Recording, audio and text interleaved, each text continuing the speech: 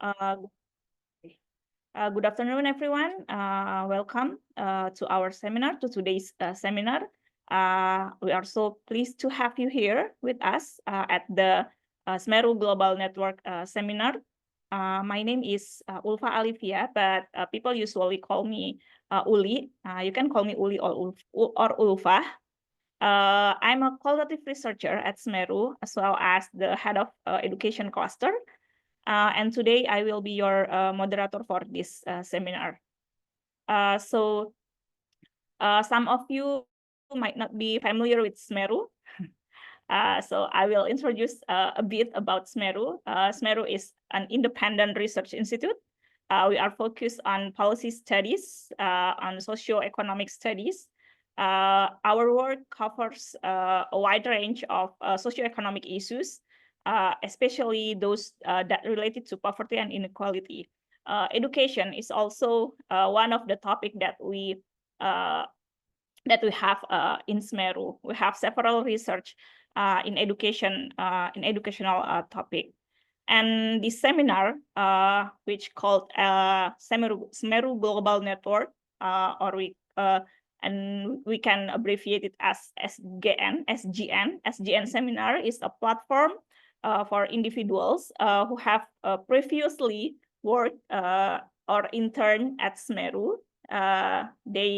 They can share their information and insights regarding their professional activities, particularly that related to their research or scientific publication. We usually organize this seminar on a monthly basis, both in online, in person, or in a hybrid format. Okay. Okay, there are 17. Okay, and it's already 2 o'clock, yeah. So maybe we can start now. And in today's seminar, we will explore a topic that is very important for both academic and humanitarian aspect. As you can see in the title of this seminar, it's promoting and protecting reading and science literacy among Palestinian children.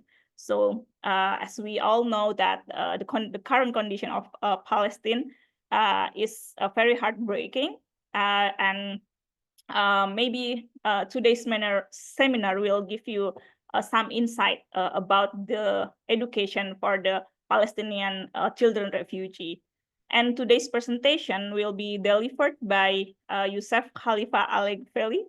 I hope I pronounce your name correctly. Youssef is a researcher with expertise in data science and migration. And currently, he works as a research fellow at the Canada Excellence Research Chair in Migration and Integration at Toronto Metropolitan University. Youssef holds a Doctor of Philosophy in Education from the University of Oxford, where his doctoral research focused on the educational resilience and of unaccompanied and separated children. So it's the topic that Youssef much explore. Yeah. He also holds graduate degrees from Harvard and Columbia Universities, specializing in education, public administration, and international conflict resolution. So Youssef has a research spans about refugee education, child development, and migration policy, with many work experience with multiple peer-reviewed publication in leading journals. Okay, maybe without further ado, I hope you please join me in welcoming our speaker, Youssef Khalifa Alegfeli, and I hope you to stay engaged throughout the session. We will have time for questions at the end of this seminar, so you can prepare your questions both by raising your hand directly, or you can also write it in the chat column. Okay, so I will give it to Youssef to maybe to give your presentation to this seminar. Thank you. Thank you so much, Ulfa. I really appreciate that kind introduction. You did much better than I would ever do. And it also takes away a bit the weight of me introducing myself. But I am very excited to talk about this research. So before I get into the research, I will just be sharing my slides right here. Uh, go back to the beginning.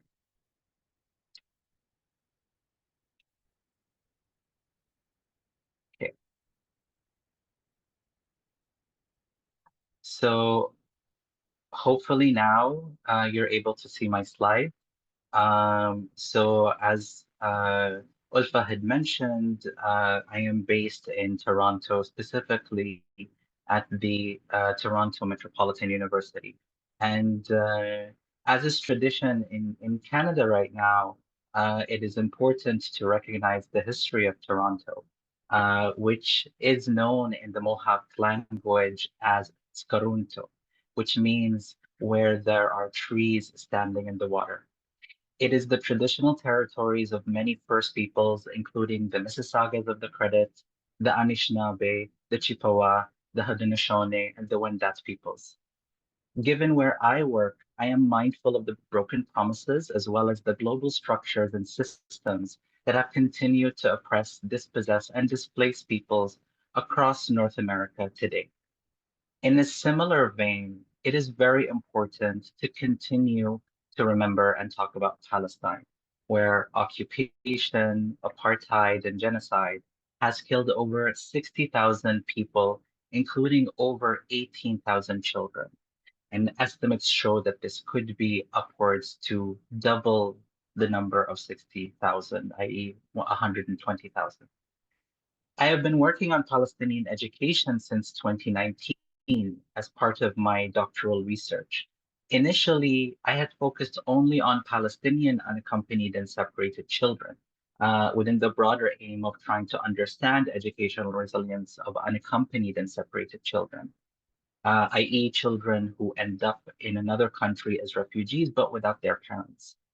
However, in light of the ongoing human rights catastrophe that is impacting Palestinians, my work has since expanded to cover all Palestinian children, which is why it is an honor for me to share with you my research investigating inclusive teaching and learning practices that promote and protect reading and science literacy for Palestinian children.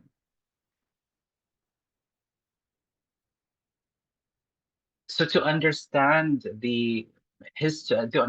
Palestinian education, it is important to go all the way back to that pivotal moment in Palestine's history, which is the Nakba, or the ethnic cleansing of Palestinians from 1947 to 1949, which resulted in the forced displacement of over 750,000 Palestinians. We talk also, in terms of researchers who care about Palestinian well-being, we talk about the ongoing Nakba, which essentially is the continued displacement that we have witnessed from that point onward until today. After the Nakba, Palestinians themselves initiated much of the earliest educational infrastructure, even amid the chaos of ethnic cleansing. Newly displaced refugees hastily arranged classes in camps that were taught by former Palestinian teachers. So this is way before the intervention of the United Nations. And here we can see some of the initial photos of Nahr al-Bared, which is a camp in Lebanon. So these early schools incorporated Palestinian songs, dances, history, and geography as a means for cultural survival and identity expression. And such refugee-driven activism produced the foundations that were later expanded by UNRWA after its launch.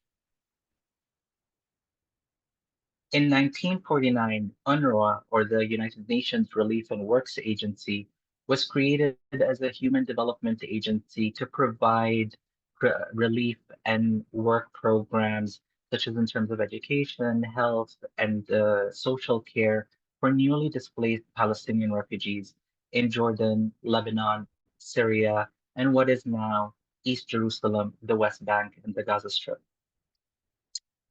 Although Western donors to UNRWA prioritized assimilating Palestinians into their host countries, Palestinians continue to prioritize solidifying Palestinian identity and preserving their unique cultural knowledge across generations.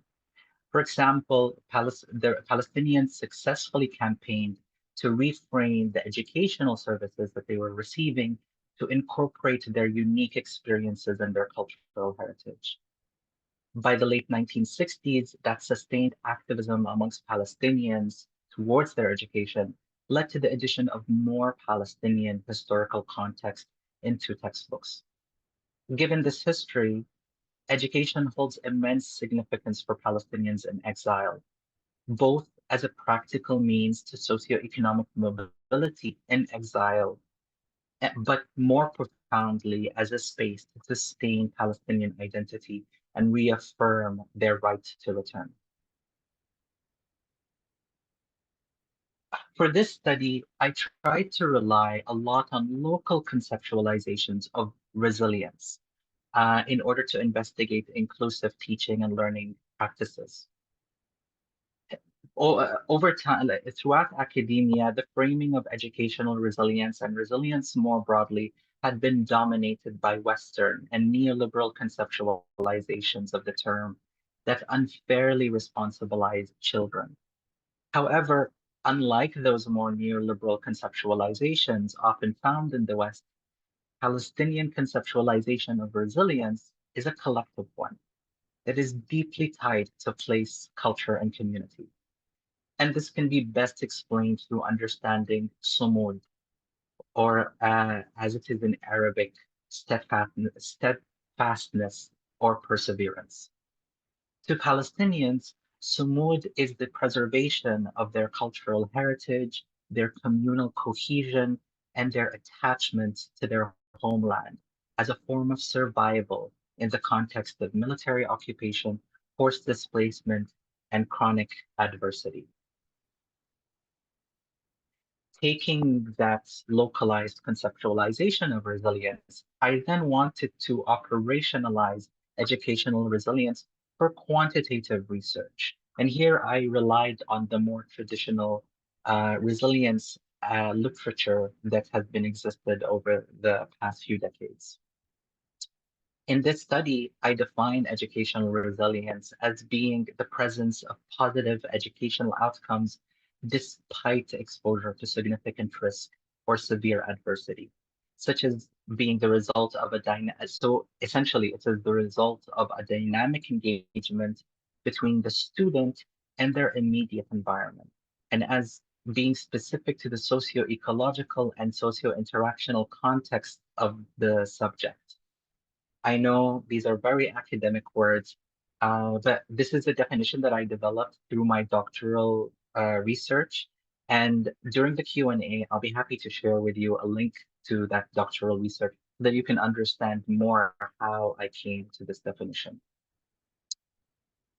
This definition or conceptualization of educational resilience is especially true for Palestinian children, whose educational pathways are directly impacted by living under illegal military occupation and apartheid. It is not an inherent trait or an internal characteristic of Palestinians themselves, as has been propagated over the past when it comes to visualizing the Palestinian student. Their educational pathway is directly impacted by the experiences that they deal on a daily basis. For this study, I examined two types of resilience factors that are associated with achieving positive educational outcomes and ameliorating risk. The first one I term as promotive factors. And by the way, this sort of could give you a hint as to the title of my presentation, why I use the terms promoting and protecting. So the first type of factor is promotive factors, which are resilience factors that contribute to positive educational outcomes. However, those positive effects do decrease in the presence of adversity. That's why I call it promotive. The second type is protective factors, and these are resilience factors that contribute to positive educational outcomes regardless of the presence of adversity, i.e., if the adversity increases, we still see the positive effects and gains of that particular factor and its impact on educational outcomes. That is why I termed it as protective factors. So now to get into my methodology. Essentially, this research is a primarily quantitative research, and it relied a lot on not just the conceptualization that of resilience that I talked about, that I brought in from theory, not just from theory, but also brought in from local conceptualizations of resilience, but it also relied on particular methods that would fit that type of analysis.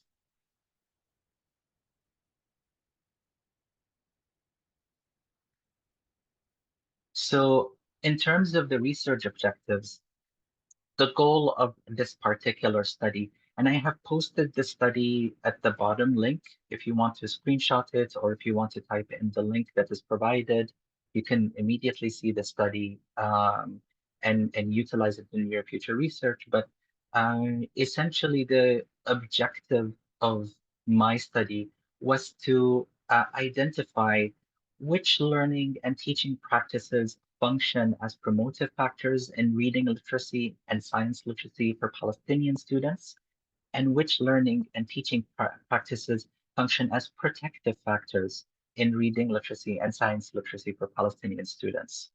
So I reframe what I mean by promotive versus protective, i.e., promotive being those factors that do have a positive effect. However, that effect decreases when the adversity increases.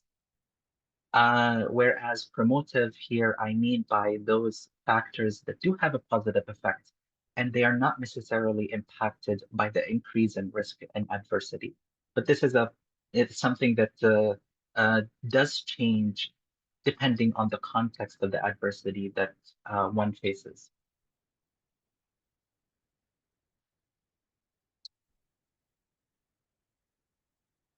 So in terms of the methods of this study, uh, I have uh, I have to start by saying that initially I had wanted to do fieldwork for this particular research. Overall, my dissertation, which focused on educational resilience and unaccompanied and separated children, was supposed to be done in two different contexts, Jordan and Greece.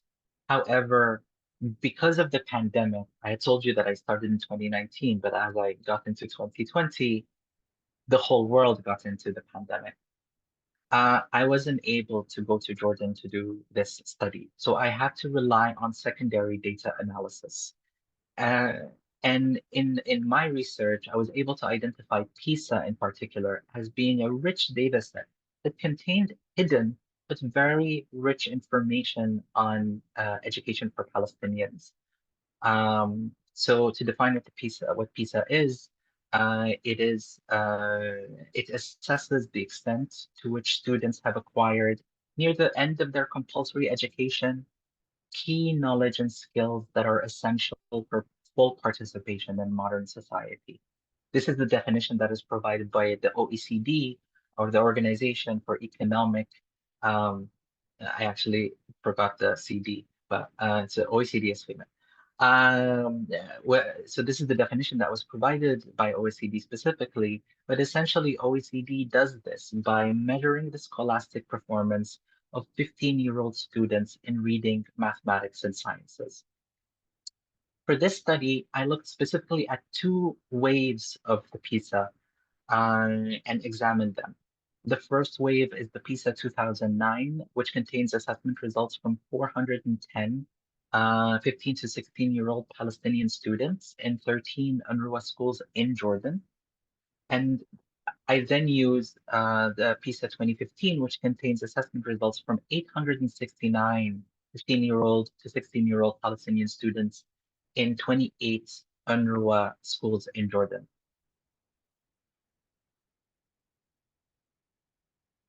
And here I give you a bit the sample distribution and the key demographic characteristics of both waves.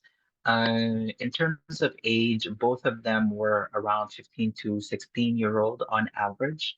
Whereas in terms of the gender distribution, they were sort of evenly distributed, with more boys than girls, and they stayed consistent over time. And in terms of the economic, social, and cultural status, I just point out the negative sign there.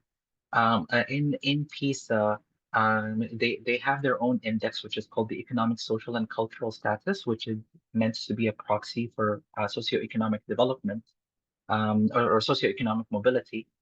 And essentially, if it is a positive, then that context is a positive socioeconomic situation, whereas if it is a negative, it is a negative situation. And as we can see here, both groups of Palestinian children were on average in experiencing negative economic, social, and cultural experiences. I have to also add that this is not a longitudinal study, but rather it is a cross-sectional study. Why is that? Because PISA 2009 focused more specifically on reading literacy, whereas PISA 2015 focused more specifically on science literacy. So essentially, I explored the reading literacy outcomes through the PISA 2009 data set. And then separately, I explored the science literacy outcomes through the PISA 2015 dataset. And that allowed me to have the results that I have today. In terms of the data analysis, and I won't go too deep into the technical aspects of this, but I used mixed effects models to examine variations in the relationship between reading literacy and science literacy on the one hand, and apologies for the typo there, and various student and teacher variables on the other hand. So mixed effect models are regression models that include both fixed effects and random effects. That's why they're called mixed, which is useful for analyzing multi-level data, such as PISA, which contains both student-level data and school-level data. What I mean by fixed effects is that they are coefficients that are assumed to be fixed for all students, whereas random effects are coefficients that we end up seeing as varying once we vary students by different factors, i.e. economic, cultural, and social status. So for me, if a factor was statistically significant as a fixed effect, but not statistically significant as a random effect, I would call that a promotive factor because it doesn't necessarily improve as we vary by economic status. However, if we find that the relationship is statistically significant as both fixed effect and random effect, then I can confidently say that it is a protective factor. And given the structure of the data set, I utilize procedures to estimate regression coefficients and standard errors based on Rubin's rules and applied survey weights that were recommended by OECD, the main operator of the PISA test. Now, getting into the findings. The first findings that I found was that two promotive factors were seen to have had positive associations with reading literacy as fixed effects, but whose association decreased with higher economic and social and cultural status. As I mentioned earlier, in the fixed effect, I just did not vary them by economic status, socioeconomic status. So that enabled me to identify the promotive factors. But then when I vary them by socioeconomic status, and then I'm able to see what is the protective factors. And these two factors were ones that I only found to be promotive factors, i.e., having a positive association as a fixed effect only. Student online reading and teacher-student relation. Regarding student online reading, this finding should not be surprising, as access to the internet is not a societal norm, but a privilege resulting from higher socioeconomic status, especially for refugee populations. Refugees are 50% less likely than global non-refugee population to have an internet-enabled phone, according to a 2016 UNHCR study. So this should be able to explain why, for example, student online learning doesn't necessarily have a positive effect as you vary in terms of socioeconomic status. Regarding teacher-student relations, this finding could imply that teacher-student relations were stronger for students who have high socioeconomic status and weaker for students with low socioeconomic status. This makes sense because several studies have shown that teachers perceive students from higher socioeconomic backgrounds better than students with lower socioeconomic backgrounds. I.e., you can imagine teachers having more patience for students who come from richer backgrounds or more well-off backgrounds, and less patience for students who come from less well-off backgrounds. And this is something that is the uh, has huge implications when it comes to thinking about building inclusive education systems. Now, the second finding that I was able to identify are protective factors of reading literacy. In this study, two protective factors were identified as having positive associations with reading literacy, regardless of economic, social, and cultural status. So this applied for both those who were at the lower end of economic, social, and cultural status and on the higher end. Those two were student enjoyment of reading and student cultural strategies. Regarding student enjoyment of reading, this finding reaffirms the importance of cultivating joy of reading among Palestinian students, especially in the early years. Reading for pleasure, initiated in the early childhood stage, was found to be associated with better cognitive performance, mental well-being, and brain structure in young adolescents. And this is based on a recent 2024 study by Sun and colleagues. So we can imagine how cultivating the joy of reading, particularly at the early years, can go a long way as the child develops into their adolescence and into adulthood and then. Regarding student control strategies, the findings could reflect the importance of self-regulated learning practices as reflected in the students' ability to control their own metacognition, cognition, motivation, affect, and behavior. It is important to know that these are not skills that students are just born with, but these are skills that students are taught and trained on developing those sort of self-regulation skills and executive functioning skills.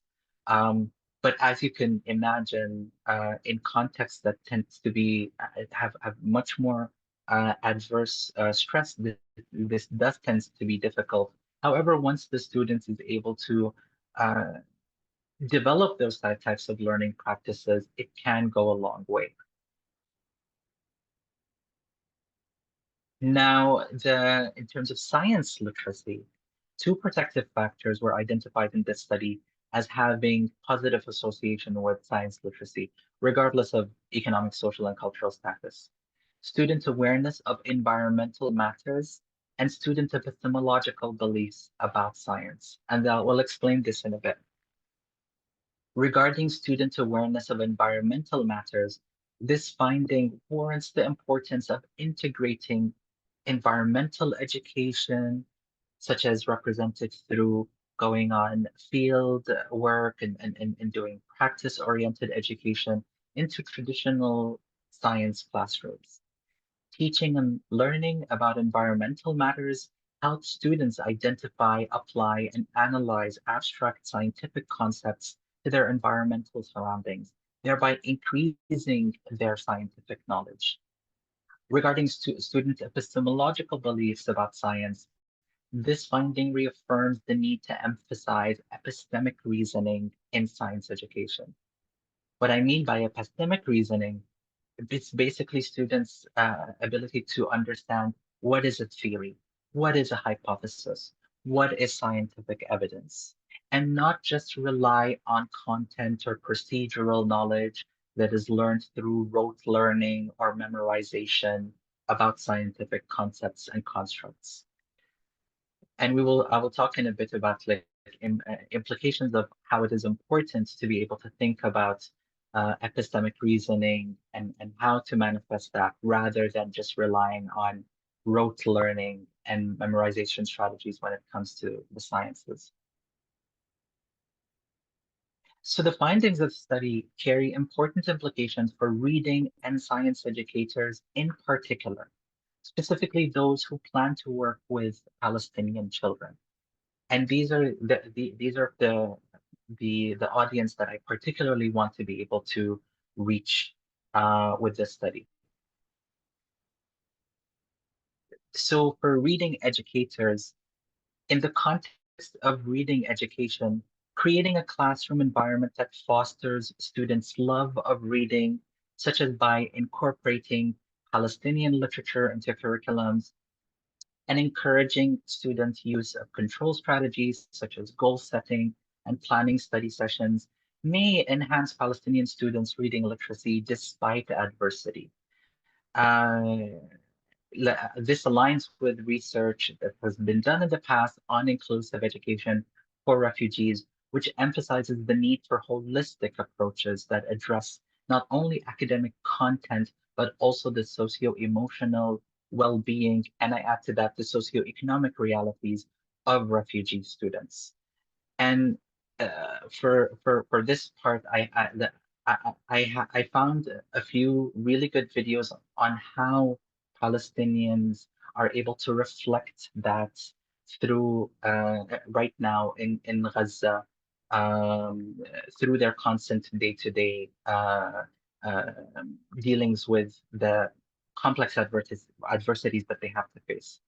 And these are videos that I personally love, but they really illustrate pretty well that ability to incorporate those learnings despite those challenges. سلام. أحد أهداف الاحتلال هو التجهيل، واليوم صار لنا إحنا وأطفالنا 6 شهور منقطعين عن التعليم والوصول لأحلامنا، وعشان نتغلب على الظروف الصعبة اللي كنا بنمر فيها لازم نقف جنب بعض ونساند بعض. لهيك عملت مبادرة مدرسة على الطريق لنقدر ننقذ مستقبل أطفالنا ونستكمل التعليم باستخدام طرق لا منهجية. إذا عجبتكم الفكرة اعملوا شير للفيديو لنقدر نوصل لأكبر عدد من الأطفال، واقترحوا لي أسماء مخيمات نقدر ننفذ فيها هاي المبادرة، وما تنسوا تحكوا لي رأيكم بالتعليقات، وبدعمكم رح أكمل المشوار.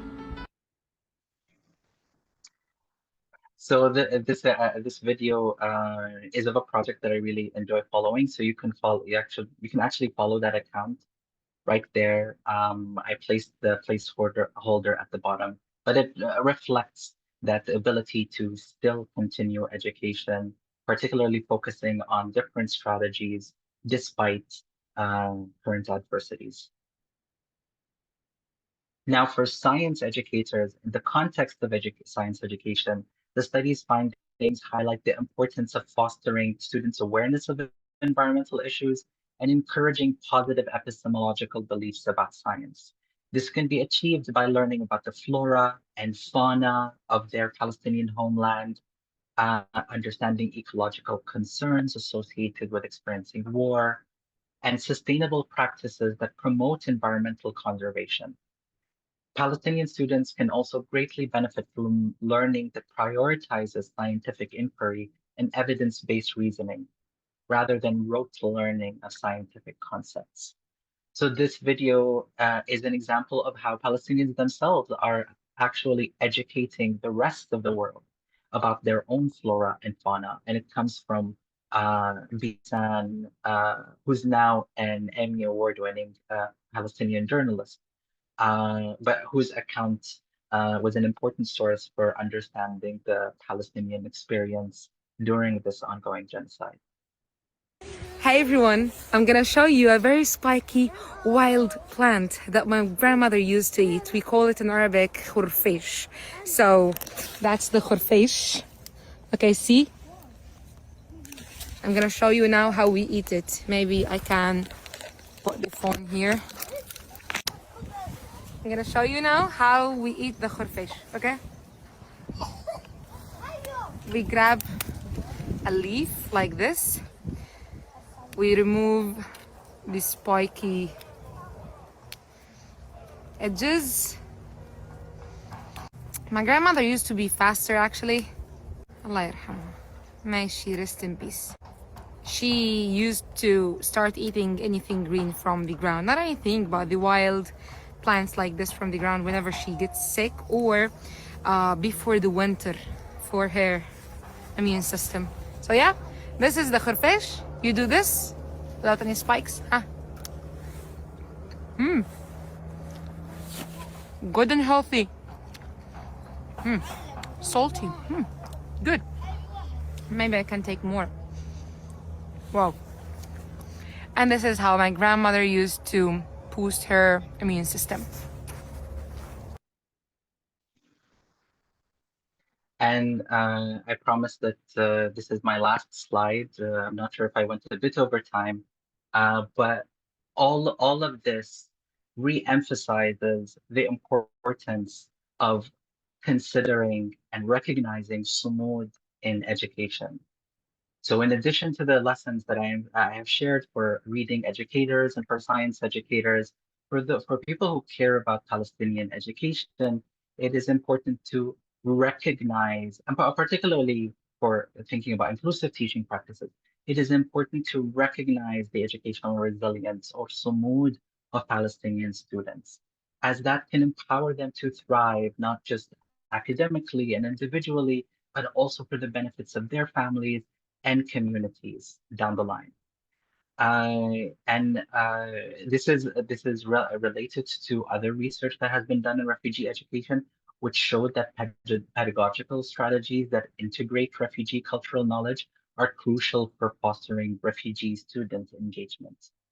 And I end with this wonderful video that clearly illustrates Sumut to me,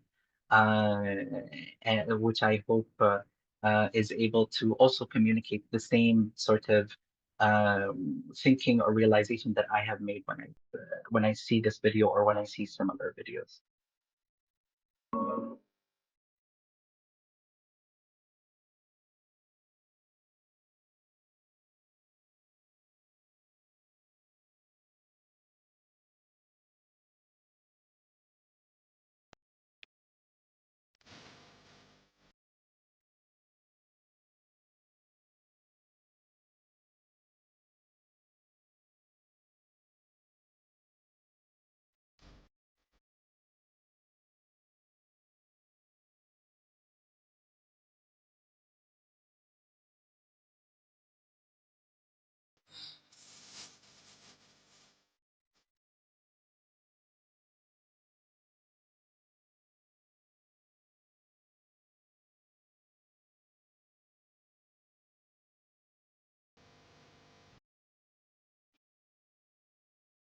And with that, I would like to thank you all for listening to me. I hope you are able to take lessons about thinking in terms of inclusive teaching practices and incorporating Sumud and constantly remembering the Sumud of Palestinians. Thank you.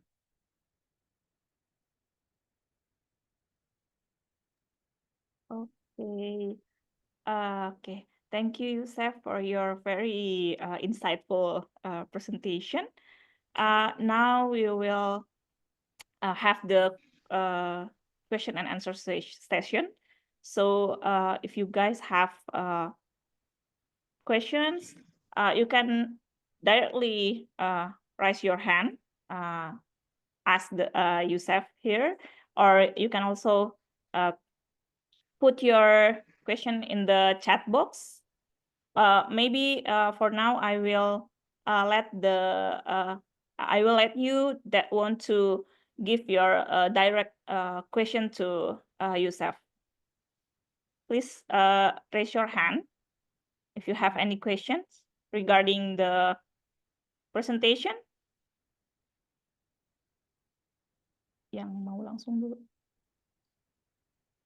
But if we haven't had any participant, I will read the question from the chat box. We have one question here from Sinta Yudisia Wisudanti.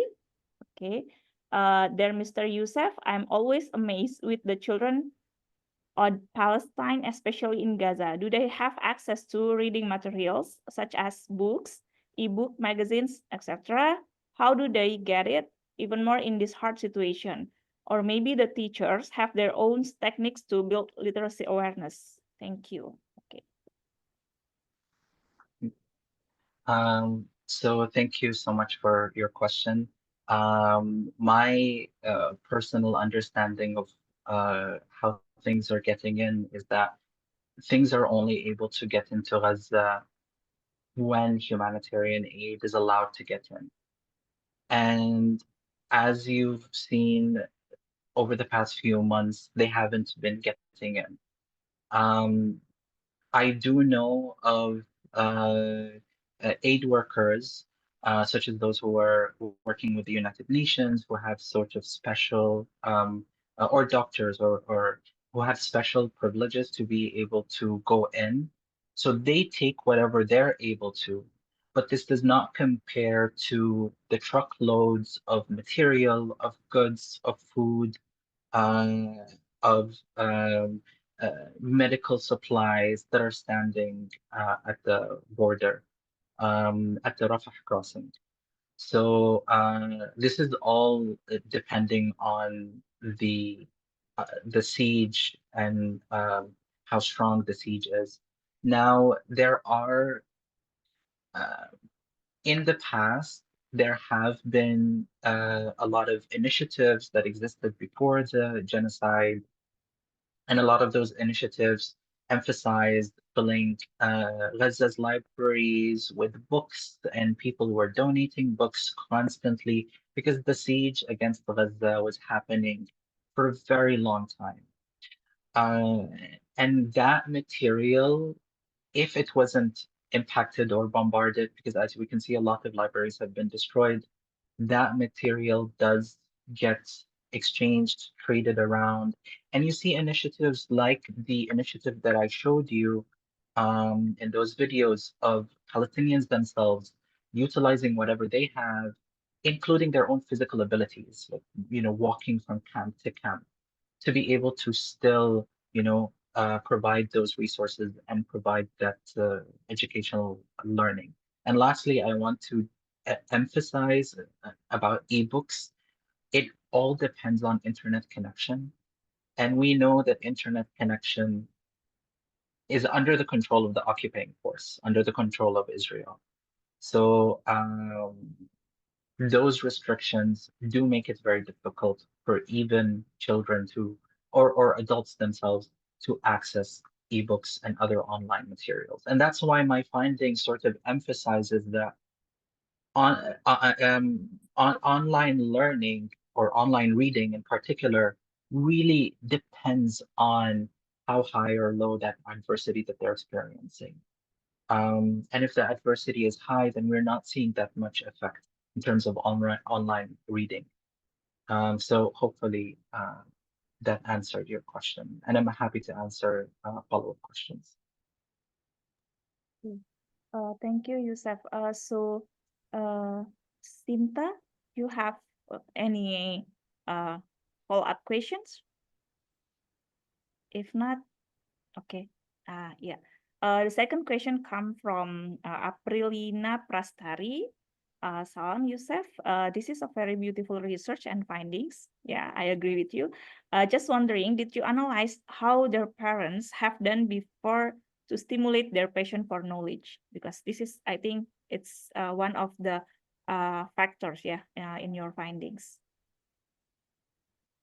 Yes. So unfortunately, because I relied on the PISA dataset, The PISA dataset didn't capture parent-related factors.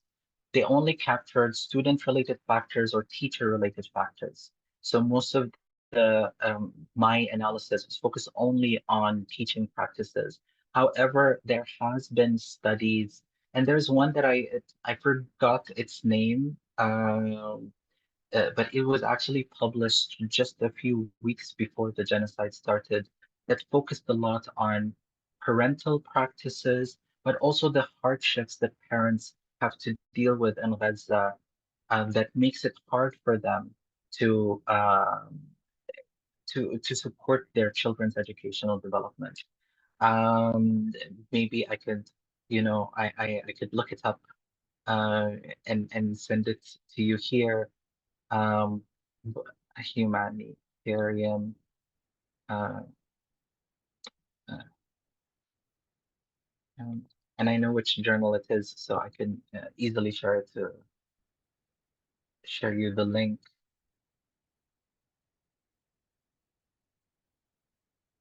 Okay, there we go. So this study, and it was actually so it was published a bit before the genocide online, but then it was published in print in January 2024. But this study looks specifically at parental practices and parental and the challenges they face, and how a lot of the neglect and abuse that Palestinian children experience is actually goes all the way to the occupation and the apartheid. So yeah. Okay. Thank you, Yusuf.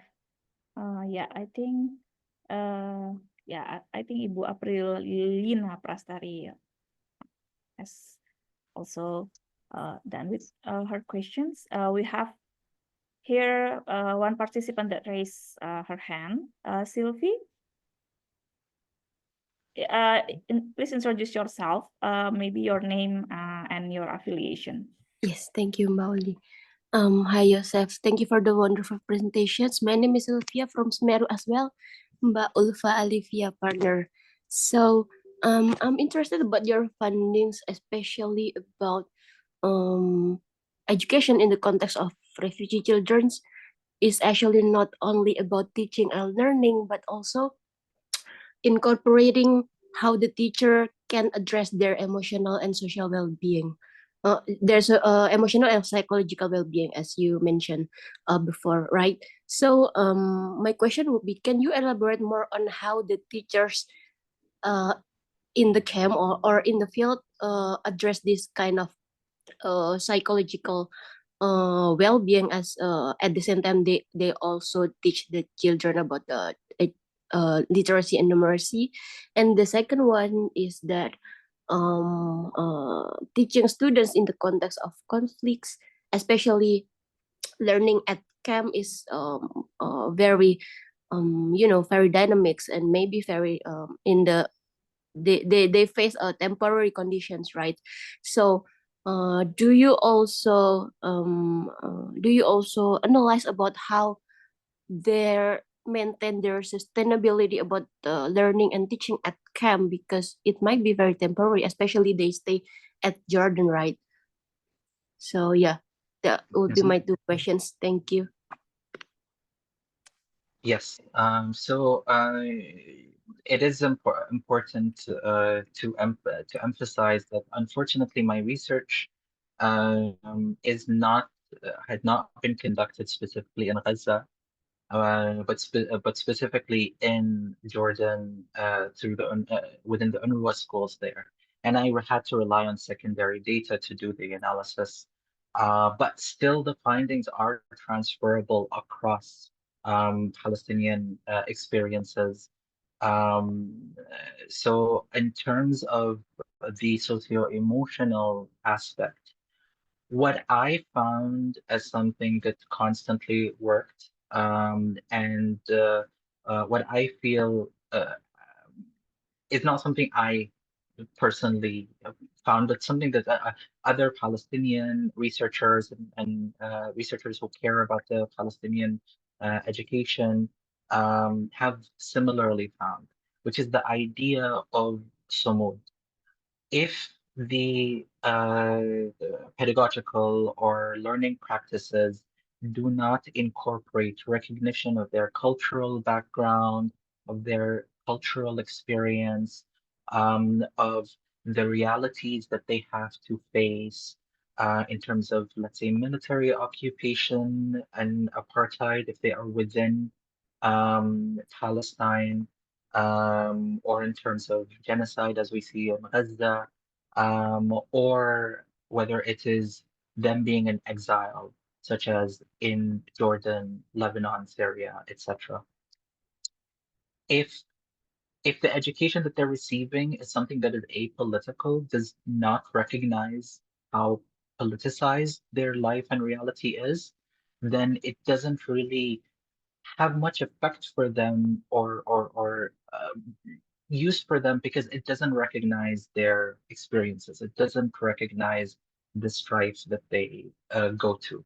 However, once incorporating sumud and recognizing at the same time the political realities that they have to face, then it has a positive influence on their socio-emotional capacities and their ability to still have that yearning for education and for learning.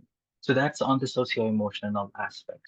We cannot deliver a political education for Palestinians when their life experience is highly politicized. That is why it is important to think about Sumud and incorporate that when thinking about pedagogy. Now, in terms of sustainability at camp settings, um, a lot of research has been done, not just on Palestinians, but across the board when it comes to refugees in camp infrastructure. It is important to mention that people in camp facilities um, they lack the physical and infrastructural um, supports that would or the environment that will allow them to learn more effectively. So there have been sort of different types of approaches, such as thinking out of the box, incorporating the cultural realities, learning new pedagogical skills that center field-based learning, for example, or project-based learning, as the videos that I showed you illustrated, is something that is conducive for them. And also continuing to instilling this love for education is something that goes a long mile, especially when we see children and their families or children who are unaccompanied moving from camp to camp. If you instill that love for education, or let's say, for example, through the joy of reading or joy of learning about environmental matters, then this will go with them wherever they end up. And we have seen that whenever we did research or the research that I personally did when it comes to refugee children in Europe and crossing different borders. A lot of kids who I, for example, worked with in Greece, some of them I found have uh, developed a very positive educational trajectory uh, even after leaving Greece and ending up in places like Germany or Sweden, etc. But a lot of that was the initial instilling of the love of education, or particularly the love of the particular topic that they wanted to study in Greece itself. So it's like once they got, so for example, computer science, once they sort of learned that they were interested in computer science, fast forward when they end up in Germany, some of them are taking computer science classes. So this is the more non-Palestinian refugee experience, but it could give you an idea on how to, still instill, have strong pedagogical practices even within camp-like infrastructure. Hope that answers your question. Yeah. Thank you, Yusuf. Yeah, there's one more questions in the chat box from Salsabila Hairunisa. Dear Mr. Alegveli, I am Salsabila from IMERI FKUI. FKUI is a medical faculty in Universitas Indonesia.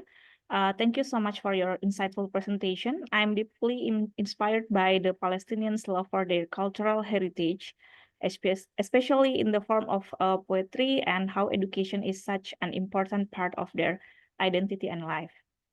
Based on your experience with Palestinian children, how can we inspire our communities to read more and to learn more, be it in the classroom or outside? Thank you very much.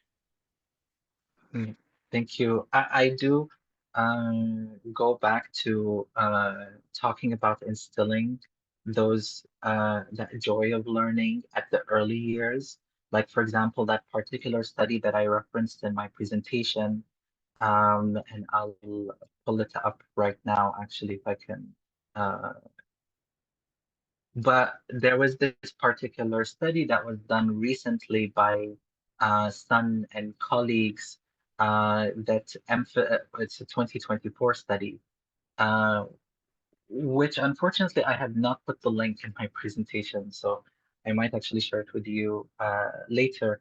But essentially, it shows that instilling joy of reading, for example, at the early years, making children at the early years be passionate about poetry, about music, about culture, goes a long mile when children develop into adolescence and then develop into young adults. I can't really, I'm not necessarily the biggest fan of sharing my personal experience, but I do recognize the value of literature and that my parents and poetry as well. Being an Arab and an Arabic speaker myself, uh, that value that my parents instilled with me very early on in a young age made me super passionate about learning about culture, learning about heritage, learning about reading. And mind you, reading is a key skill for developing other skills. Let's say if you wanted to study sciences and if you wanted to study um, medicine and other aspects, some of those basic skills of reading and comprehension come from being able to uh, have joy for literature, have joy for poetry. So this is one thing that communities can rely on um, until future studies are able to show us otherwise.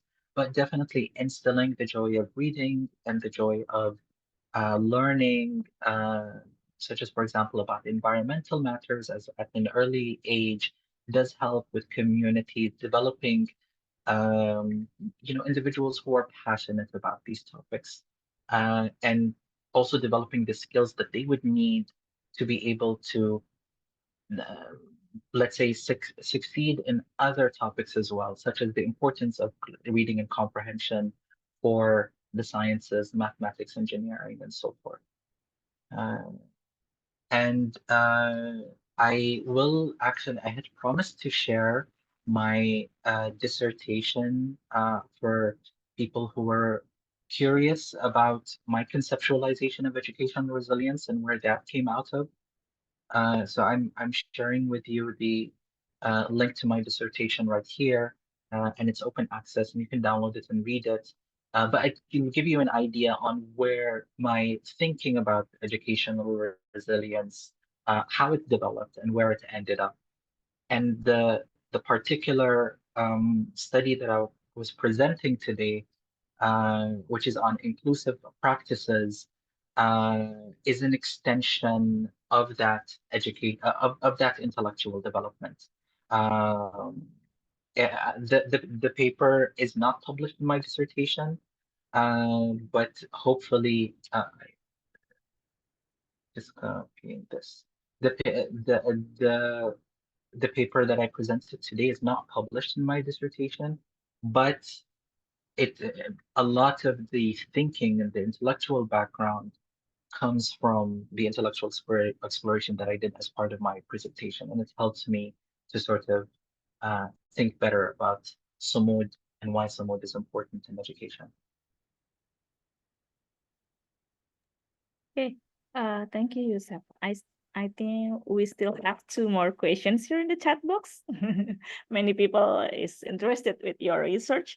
The first, the next questions comes from Nindita Dwi.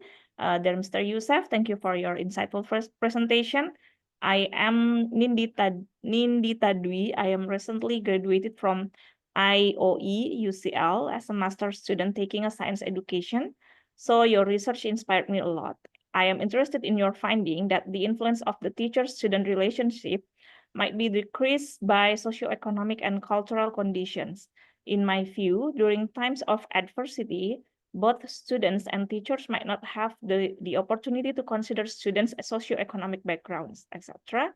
Would you mind elaborating on or specifying what kind of teacher-student interaction support the promoting factors? I think I have also the same question with this.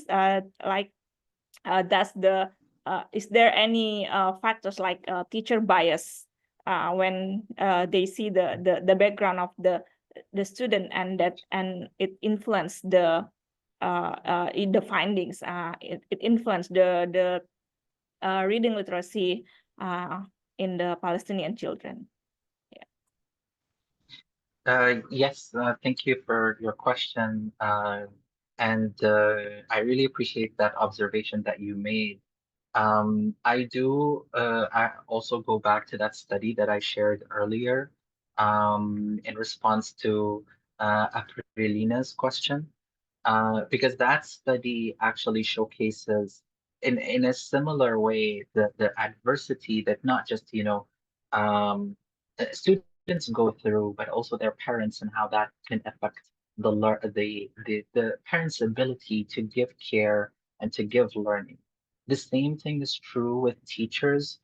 When you and the entire community that you are a part of is going through complex measures of adversity, um, how easy can it be for teachers to be able to still sustain a good and proper pedagogical practices when it comes to children? However, on the same vein, but a bit different, we do see examples in this particular experience in Gaza of teachers who do take matters into their own hands. The bias that in terms of socioeconomic differences, that bias did have its impact in the Jordanian context, where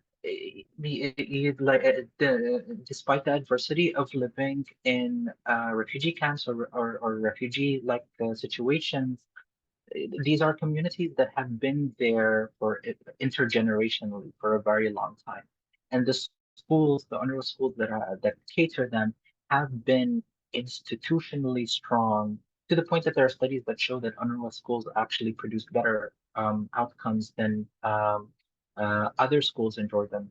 But that has that can give you an idea on how sort of stable in comparison to Gaza the situation is there. And with that stability does come, teacher bias in terms of socioeconomic factors. What I noticed anecdotally from my observations, not based on my research, but what I've noticed online in Instagram, for example, or in Snapchat or TikTok or others, is how because of the catastrophe, everyone feels that they are one. So the whole idea of socioeconomic bias disappears because they're all going through the same horrible experience. And that horrible experience forces them to rely on cohesion. And because they rely on cohesion, i.e. through Sumud, for example, they're able to think of innovative ways to address those educational challenges. So I can't necessarily talk about um, whether these do make the promotive factors more impactful, but I can fairly say that it does improve the teacher-student interaction. When teachers are remove that idea of bias from their head, socioeconomic bias, when they recognize the importance of communal cohesion, when they do recognize Samud, it does have some positive impact, as we can see through the videos that I've shared.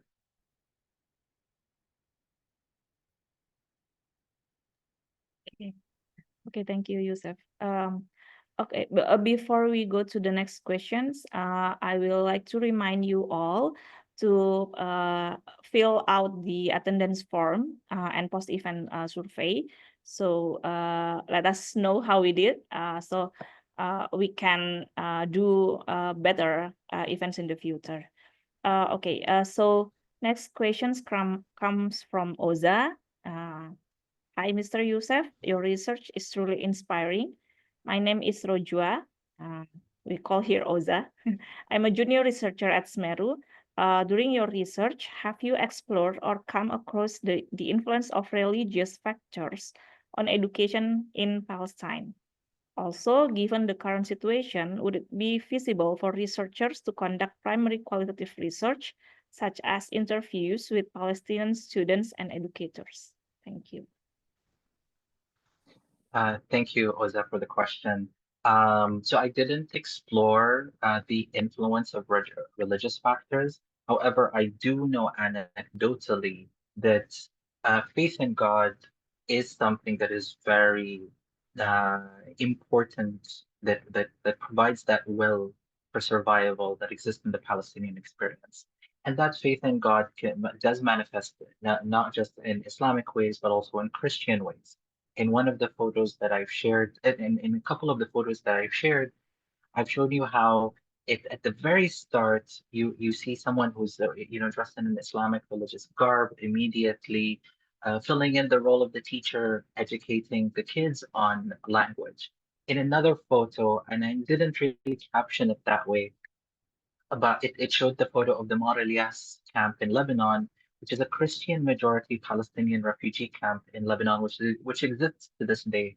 And it showed to you how even them that will to be able to continue their education um, and connected to the will for survival and continuing the Palestinian story enable them to quickly build up infrastructure before the UN even arrived, quickly build up infrastructure for continued education.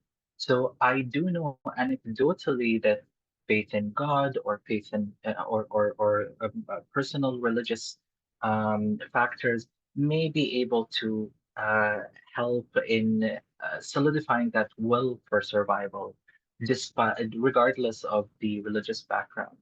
However, at the same time, I what I did still find is in terms of science education in particular, the importance of thinking about the epistemic reasoning, i.e., thinking about science theory, hypothesis, scientific evidence is something that is very important.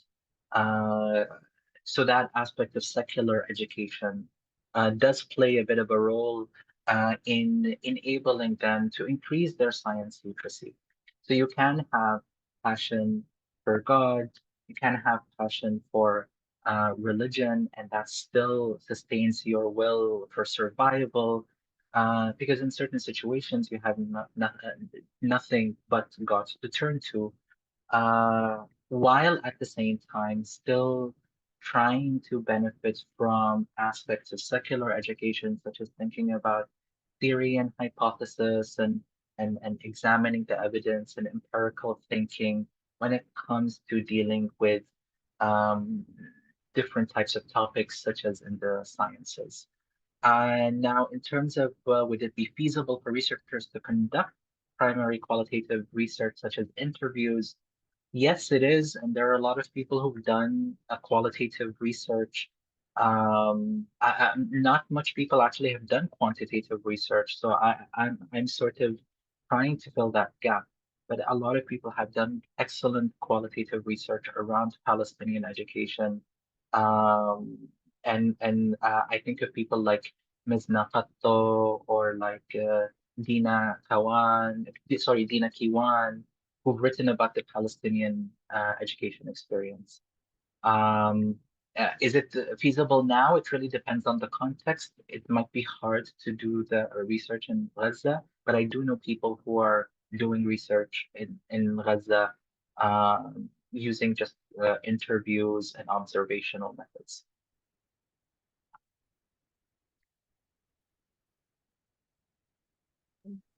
Okay, thank you. Thank you, Oza, and thank you, Youssef. Is there any other questions?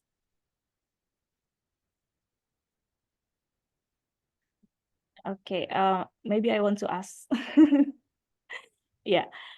Youssef, do you have any data regarding the teachers in this Palestinian camp refugee? I mean, whether the teacher receive such teacher training for conducting teaching in their in the school, and whether this teacher training has an impact or influence on the student outcome, in the UN schools. Thank you for the question. So the data that I looked at didn't necessarily have, or it might have had, I think, but I didn't feel that the data was complete that would allow for quantitative research. But that information on certification and that sorts, a lot of the PISA data was done through questionnaire and survey-based methodologies. And they didn't go too deep into these aspects. However, since the data that I was looking at has been exclusively within UNRWA schools, so it doesn't cover Palestinian children, for example, who go to public schools or private schools in the context that they were in. It's just looking at students who are within UNRWA schools, which continues to be the main provider of education in Gaza, for example. Um, all of them do go through a teacher development program. And I'm going to post the link to the teacher development program right here. Um, UNRWA has been running schools for Palestinians since the Nakba itself, and since the founding of UNRWA, so 1950. And these schools do have the institutional knowledge and training to be able to build teachers that are appropriate for the Palestinian context. So my from my understanding of how UNRWA works, yes, they're all certified according to UNRWA guidelines and principles. And even anecdotally, it is understood that UNRWA schools do tend to be the better schools. Um, However, it's important to note, as I said earlier, that there is a Western donors to UNRWA try to emphasize depoliticizing education for Palestinians or focusing on making Palestinians assimilate in their host communities. So these are some of the things that UNRWA does face with, and some of the debates that do influence UNRWA, particularly when it comes to teacher training. But I do know that uh, they have a very strong teacher development program, and that teacher development program is grounded in principles of understanding the Palestinian identity and the Palestinian history, culture, and experience. Um, Apologies if I didn't specifically have data on that, but I do know anecdotally that UNRWA does do a lot of work in teacher development. That's why all the UNRWA teachers themselves are Palestinians as well. So yeah. Okay, so they are all Palestinian also, yeah, the teacher. For the most part, yes, they are mostly Palestinians. There are moments where, but it wasn't as big. That there are moments where they do take in volunteer teachers, who tend to be Palestinian or non-Palestinian. But for the most part, all the teachers are UNRWA teachers. They're salaried and staff members of UNRWA. Thank you, Saf. I still have one more questions, maybe because I think your research is we can also like put your research finding into the condition of a student that student face during the crisis, whatever crisis. Yeah. So what do you think based on your study how a school can better support the development of the students, especially their like for example, like you gave based on your video that there is for the teacher to introduce the environmental awareness. It's better to like give it a more concrete example to the student. So for school that a very have a resource constraint, like in a refugee settings, yeah, how can school have a better support for their student development in environmental awareness? Yeah, I feel great examples is so teaching them about the environment not as an abstract concept or something to memorize, but making environmental education relatable. I imagine also you're asking within the context of raising awareness about changing environmental realities, global warming, and that sort of those sorts of challenges.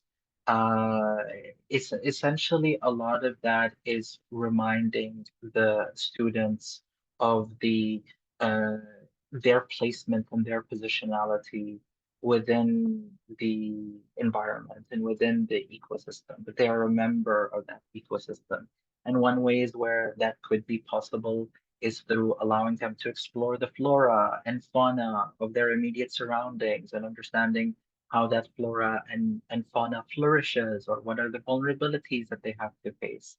So these are things that sometimes you don't even need uh, uh, a online course or an app to teach you.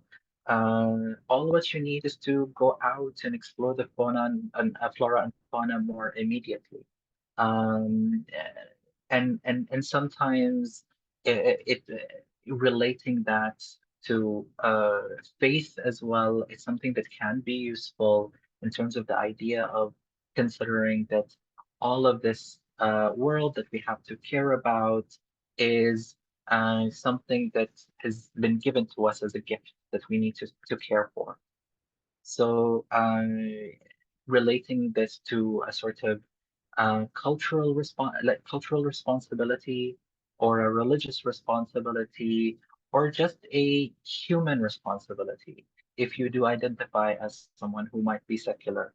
The idea of so that sort of idea of understanding environmental realities through immediate experience rather than through memorization, rote learning, or like just studying a book without the context, or just sitting in front of a laptop and hearing the teacher talking about plants. I don't know if that answers your question, so I'm happy to take a follow-up question. But I feel that that is something that does work even in situations of crisis.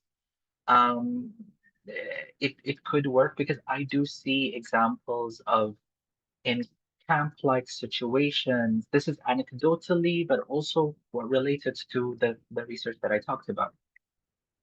In camp-like situations, teachers teaching students about foraging practices or going camping and knowing how to sort of make use of what nature or God or the environment is able to provide for us in order to forage and survive and so forth. So hopefully that answers your question, but if not, I'm happy to take a follow-up question as well. Noted. Yeah, it's okay, Yusuf. Yeah. Okay, it's already 3:20. Maybe we can if there are no more questions, maybe we can end this seminars for today. It's really a great presentation from you, a beautiful, insightful research findings. And it's like, I just know that PISA also conducted to the Palestinian refugee. I think it's one one fact that I know today. It's hidden. A lot of stuff that is studied about Palestinians is very, very, Oh. very hidden. And you need to have Oh, a very forensic eyesight to be able to uncover that data.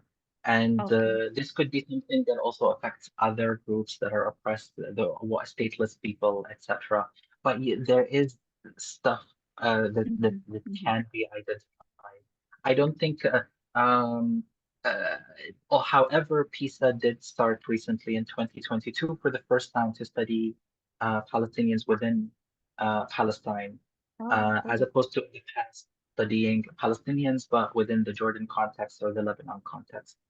Um, but yeah, it's like sometimes when there are communities that their voices aren't heard, uh, Yeah.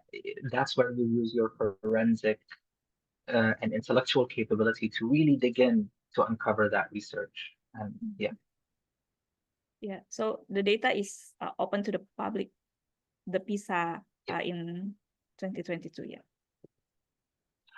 the PISA 2022 is open to the public, and I'm actually trying to analyze it right now. So there is a part two to this research. Um, so hopefully I'll be able to present something with even more recent and newer insights in comparison to what I presented today, which is data that is based on 2009 and 2015. Yeah, I think it will be interesting because the data took in the Palestine, not in the refugee camp. Yeah, it will be very interesting. Okay, so yeah, okay. Thank you all for being with us today, watching from the start to the end. And yeah, so maybe I will read some notes that I take during your presentation about the inclusive teaching and learning practices that promote and protect reading and science literacy. Yeah, so the study find that there are two types of factors that affect the Palestinian students' outcomes. The first is the promotive factors, that these factors is like helpful under the normal conditions, and the protective factors, it's like the factors that are helpful for the students even when they face big challenges, like yeah. And for the reading literacy, there are two promotive factors. The first is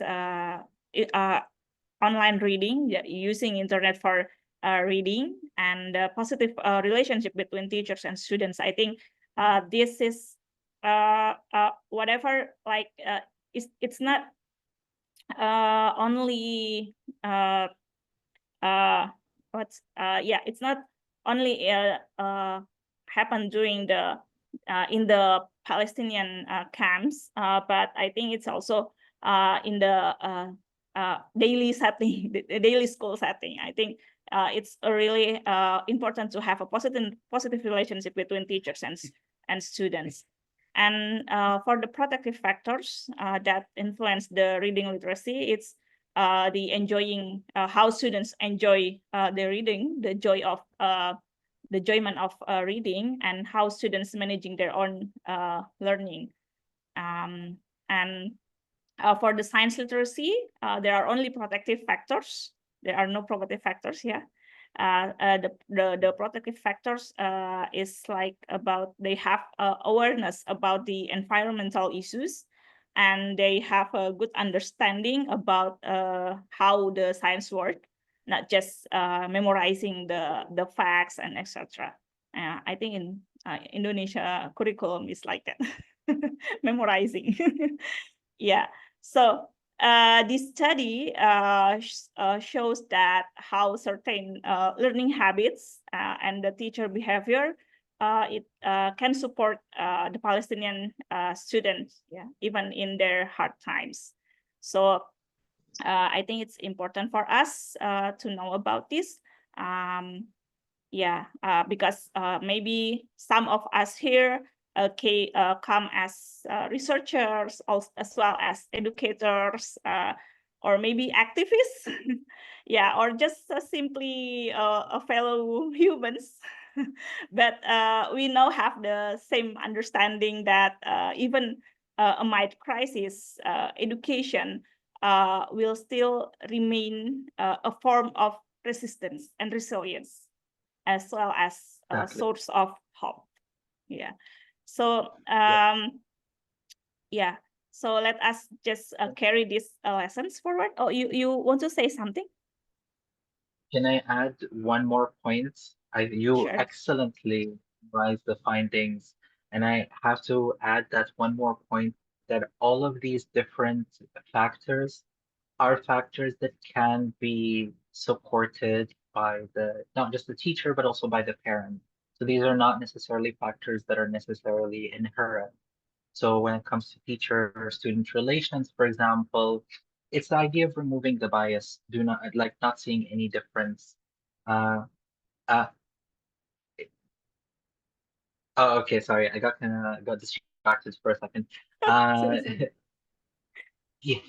So it is a lot of these factors are things that can be supported when any child, but particularly Palestinian children, as the focus of the study is, can be supported when there is a active support network around them, represented by teachers and by parents and practitioners, and like you mentioned, activists.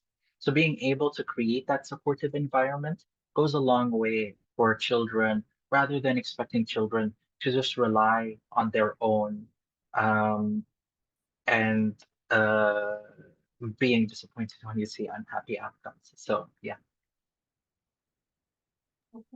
Yeah, thank you, Seth. So thank you all. Thank you once again for being here.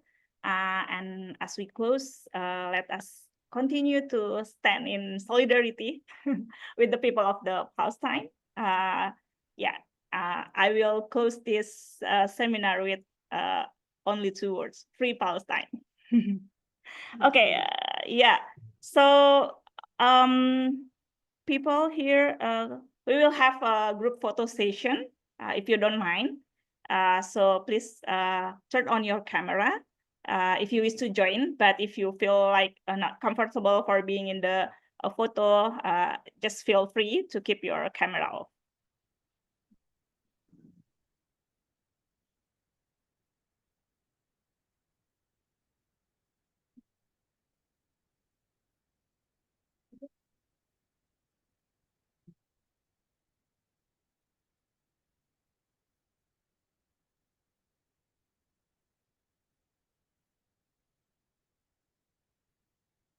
Yeah, 30 people still stand to the end. I think we have 41 participants today. Excellent. Okay. Thank you, everyone. That's all? Mas Bambang? Oke, masih ada yang mau menyalakan kamera? Is anybody Iya, else want to silakan. turn on the camera? We are still waiting for 5, 4, 3, 2, 1. Everybody face the camera. And 3, 2, 1. Please hold. I'm gonna take the second photo.